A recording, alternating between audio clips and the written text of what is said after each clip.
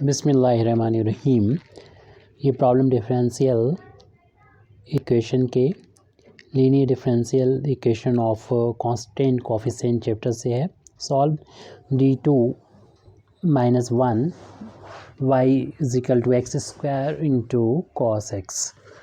तो इस differential equation के जनरल सॉल्यूशन के दो पार्ट होंगे, एक तो होगा कम्प्लीमेंट्री फंक्शन, दूसरा होगा पर्टिकुलर इंटीग्रल। तो सबसे पहले तो जो गिवन डिफरेंशियल इक्वेशन है उसका हम फाइंड करेंगे कॉम्प्लीमेंट्री फंक्शन।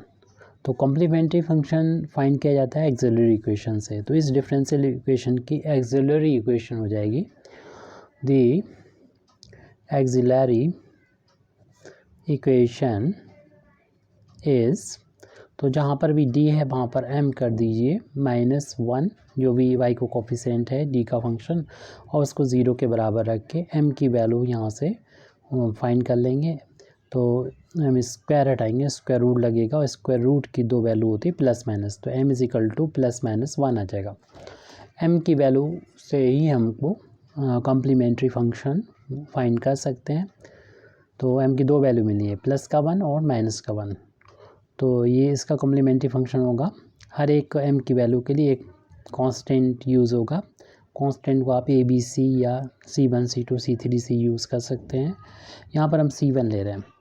इनटू में करेंगे e⁻, ये m की वैल्यू यानी 1 प्लस का, और इनटू में जो इंडिपेंडेंट वेरिएबल होता है x, क्योंकि d जो होता है वो d/dx होता है और यहाँ पर x इंडिपेंडेंट वेरिएबल है, तो वही e⁻ में आ जाएगा। प्लस करते हैं, फिर दूसरा m के करस्पॉन्डिंग वैल्यू के लिए दूसरा आर्बिट्री कांस्टेंट लिखते हैं और e⁻ में लिख देंगे m की दूसरी वैल्यू यानी -1 इंटू x से मल्टीप्लाई कर देंगे।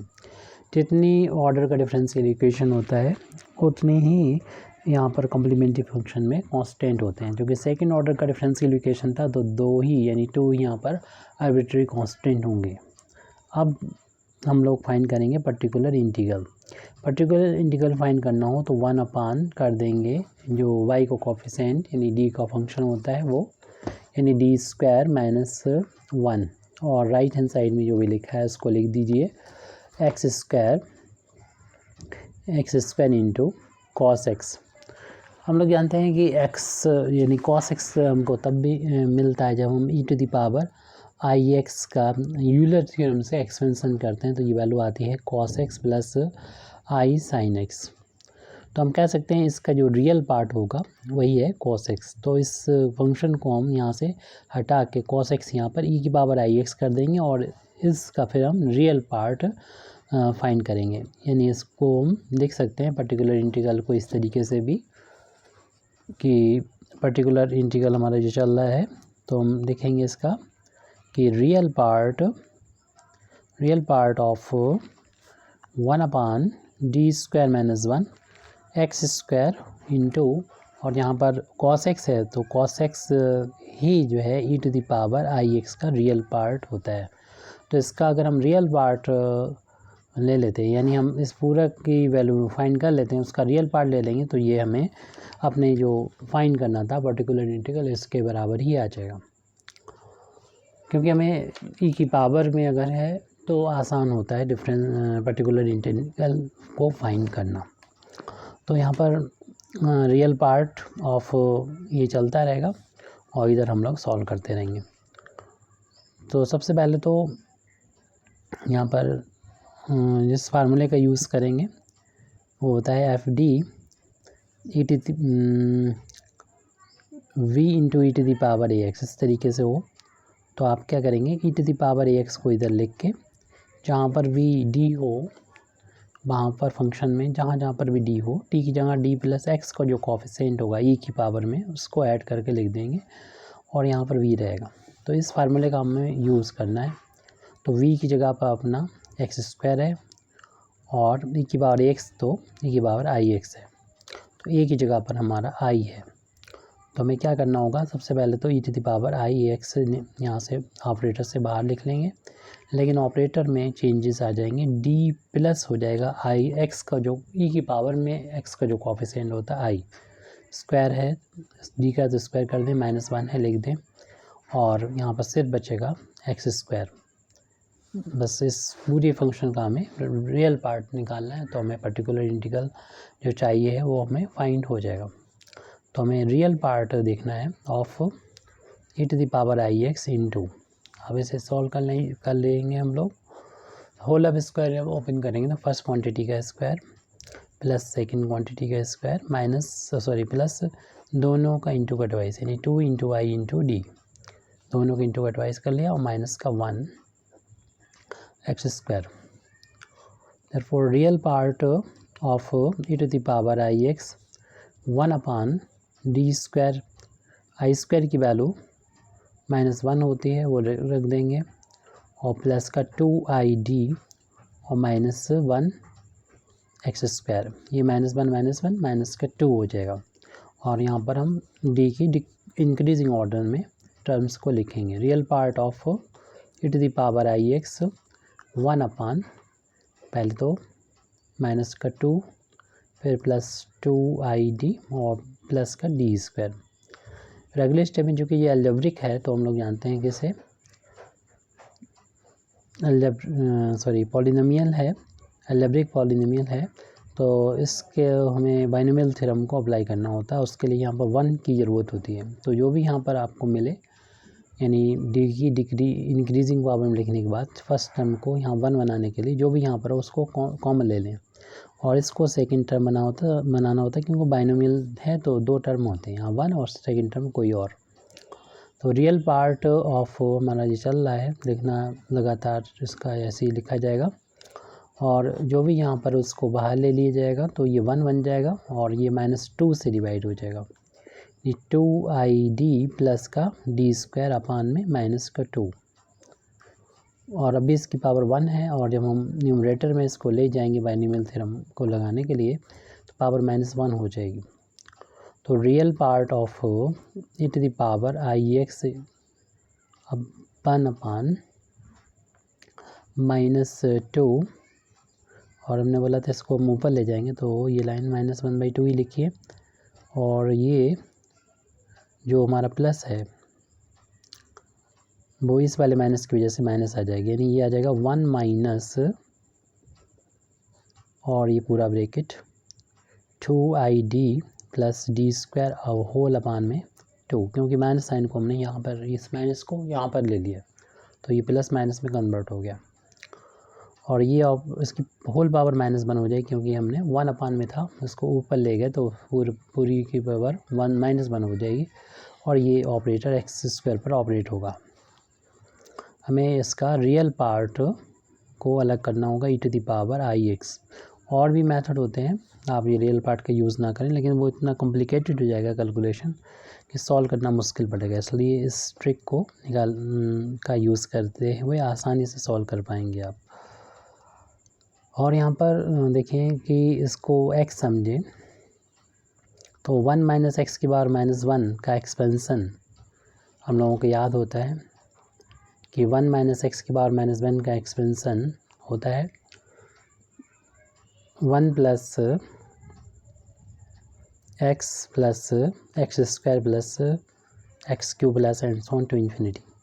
ये एक GP इनफाइनाइट सीरीज़ का सम होता है ये, या बाइनोमियल थ्योरम का अगर हम एक्सपेंड करेंगे तो इतना ही आ जाएगा, याद कर लें, या फिर आप जानना चाहें कि ये कैसे आया तो आप डिमांड कर सकते हैं, पूछ सकते हैं। तो x की जगह पर हमारा ये फंक्शन है, तो उसको यहाँ पर लिख देंगे 1 प्लस एक्स मीन्स ये 2ID plus D square upon 2, उसके बाद होल ऑफ स्क्वायर करना होगा, एक्स स्क्वायर का मतलब 2ID plus D square upon 2 का होल ऑफ स्क्वायर। ऐसे और पावर बढ़ती चली जाएंगी, लेकिन हमें आगे नहीं लिखना होगा, क्योंकि यहाँ पर हमारा जिस पर ये ऑपरेट होगा डिफ्रेंशिएशन वो एक्स स्क्वायर है, यानी 2 बार में डिफ्रेंशिएशन कांस्टेंट हो जाएगा, और फिर तीसरी बार तो 0 हो जाएगा। तो अभी इस टर्म को अगर देखें तो इसकी जो मिनिमम डी की पावर मिलेगी वो 2 है, और इसके बाद में जो भी पावर मिलेगी वो मिनिमम 3 होगी d³, और इसलिए सब 0 हो जाएंगे। इस टर्म को फिर नहीं लिखेंगे, तो इतना ही काफ़ी है। हालांकि इसमें भी कुछ टर्म ऐसे आएंगे वो 0 हो जाएंगे, मैं छोड़ना होंगे उनको।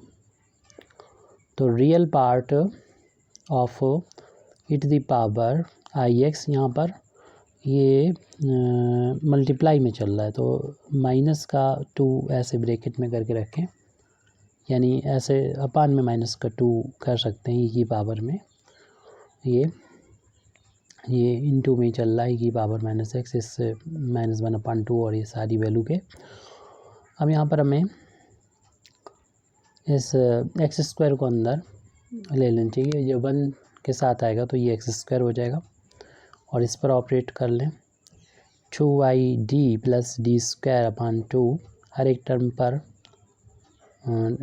ऑपरेट हो रहा है एक्स स्क्वायर पर, प्लस इसका होल अब स्क्वायर ओपन करेंगे तो फर्स्ट क्वांटिटी का square 4i square D square, second का स्क्वायर d की पावर 4, और दोनों का इंटू का ट्वाइस करेंगे 4i d क्यूब आ जाएगा, इन दोनों के इंटू का ट्वाइस, और 2 का स्क्वायर करेंगे 4 हो जाएगा, और ये एक्स स्क्वायर और भी टर्म आएंगे तो वो सारे 0 0 हो जाएंगे, इसलिए ब्रैकेट बंद कर दें एंड ऑन करके।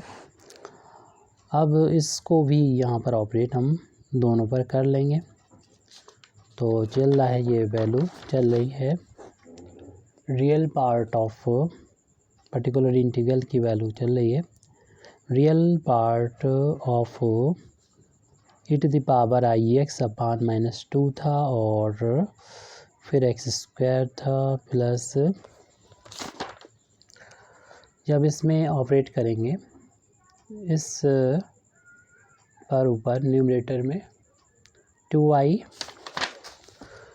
2i डी एक्स स्क्वायर और plus D square x square upon में होल अपान में 2 है,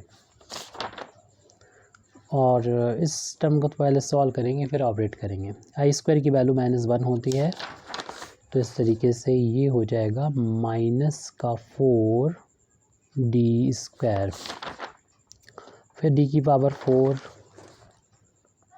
और प्लस का 4 टाइम्स है I D cube, 4i D cube, और अपान में 2 का ये अपान 4 है, और ये एक्स स्क्वायर चल रहा है, और बाकी सब टर्म तो 0 0 हो जाएंगे, ब्रैकेट क्लोज कर दीजिए।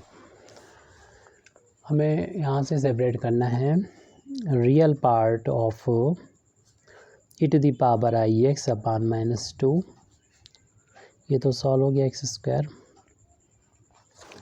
प्लस का यहाँ पर देखिए हमें d मतलब डिफ्रेंशिएशन करना है, एक्स स्क्वायर का डिफ्रेंशिएशन आपको मालूम ही है कि होता है 2x, और यहाँ पर डिफ्रेंशिएशन करेंगे एक्स स्क्वायर का एक बार करेंगे तो 2x, और एक बार चूँकि 2 बार करना है तो 2x का दोबारा से करेंगे तो 2 आ जाएगा, होल अपान में हमारा ये 2 चल रहा है। जब ये ऑपरेटर एक्स स्क्वायर पर ऑपरेट होगा तो -4 डी स्क्वायर एक्स स्क्वायर, और ये चूँकि टर्म डी की पावर 4 था, ये 4 कर लीजिए 4 था ये, और जब इस 4 बार डिफ्रेंशिएशन करेंगे डी की पावर 4 की वजह से तो ये 0 हो जाएगा, और 3 बार डिफ्रेंशिएशन करेंगे ये टर्म भी 0 हो जाएगा, होल अपान में 4 रहेगा, बाकी टर्म 0 हो चुके थे, इसलिए ब्रैकेट क्लोज कर दीजिए। हमको रियल पार्ट फाइंड करना है e to the power i x upon -2, x square plus 2 को ऊपर से कॉमन ले सकते हैं हम लोग, तो बचेगा 2i x plus 1, whole upon में 2 है तो ये कैंसिल हो जाएगा इससे, यहाँ पर ये बचेगा इतना, तो ये माइनस इस प्लस को माइनस कर देगा, तो 4, और इस 2 बार डिफ्रेंशिएशन अभी हम यहाँ कर चुके हैं, एक्स स्क्वायर का तो 2 आया था, एक बार करते हैं एक्स स्क्वायर का 2x आता है, दोबारा से करेंगे तो 2x 2 × 1 आ जाएगा, यानी 2 × 1 2 आ जाएगा, अपान में ये 4 है, ये वाला 4, तो इस तरीके से सॉल्व करने पे ये ओनली -2 बचेगा।